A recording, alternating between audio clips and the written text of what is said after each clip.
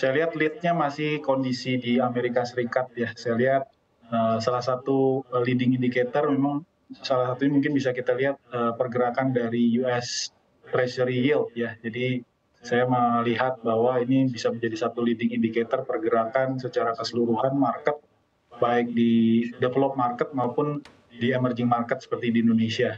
Jadi saya lihat beberapa sektor yang kemarin turun cukup dalam seperti sektor finansial juga hari ini juga kinerjanya ada rebound. Jadi secara keseluruhan ada rebound ya untuk kinerja pasar modal. Lalu juga mungkin diawali juga tadi malam ada pengumuman yang cukup menggembirakan terkait dengan PDB Amerika Serikat ya. Jadi untuk kuartal 3 Amerika Serikat ekspektasinya hanya 4,3% untuk pertumbuhan ekonominya, tapi ternyata diumumkan 4,9%. Dan secara keseluruhan juga kondisi ketenaga kerjaan maupun kondisi ekonomi Amerika Serikat cukup solid ya untuk kuartal 3. Baik. Sebelum saya beralih untuk kita berusaha menganalisa bagaimana data pertumbuhan ekonomi Amerika Serikat yang ternyata masih solid ini nanti akan mempengaruhi bagaimana gerak pasar uang ke depannya, saya masih mau nanya nih ke Pak David.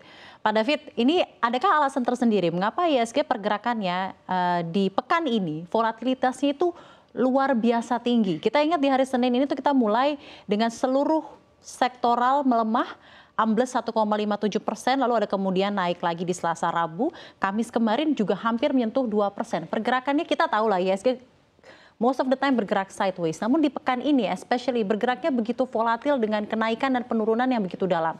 Adakah alasan tersendiri?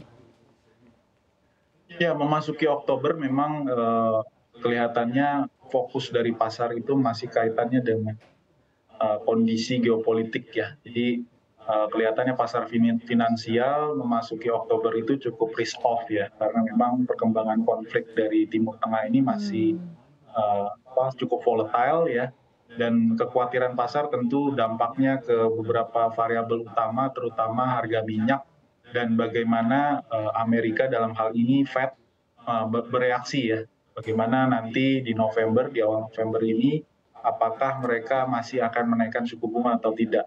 Sejauh ini ada ekspektasi memang kebijakan Fed ini masih akan higher for longer ya. Itu kenapa juga kebanyakan pelaku pasar terutama asing itu melepas saham maupun obligasi dari berbagai pasar modal di emerging market ya. Jadi kalau kita lihat sepanjang minggu ini belum termasuk hari ini ya, untuk equity itu asing sudah keluar sekitar 2,5 triliun.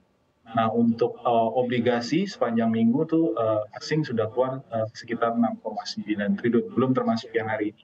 Jadi kelihatan memang kalau hari ini kelihatannya rebound ya. Jadi kira bisa saja angkanya lebih baik ya. Tapi secara keseluruhan memang untuk emerging market kecenderungan masih bearish ya, kelihatannya kaitan dengan dua hal yang saya sebutkan di depan tadi.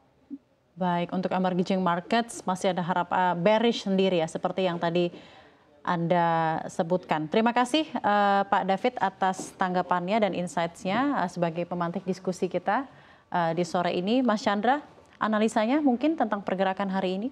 Kalau untuk hari ini memang dalam pekan ini sepertinya memang volatilnya cukup tinggi karena memang mungkin dari kondisi global sendiri, terus juga walaupun di dalam negeri ini sentimen dari Pilpres sendiri ini saya rasa ada sedikit kejutan di awal pekan ini, di mana calon wakil presiden dari Gibran ini sendiri memang mengejutkan. Tapi melihat juga di global ini sentimen dari global ini mendominasi lebih ke cenderung negatif ya, karena memang sebelumnya di Kamis malam itu yield treasury itu melonjak cukup signifikan ya, hingga hampir 5%, level tertinggi dari 2007. Jadi memang ini menjadi kepanikan. Tapi melihat juga di malam Jumatnya, Kamis malam atau malam Jumatnya ini GDP Amerika membuat sentimen berbalik arah lagi cenderung positif, di mana ekspektasinya lebih dari ekspektasi pasar, yaitu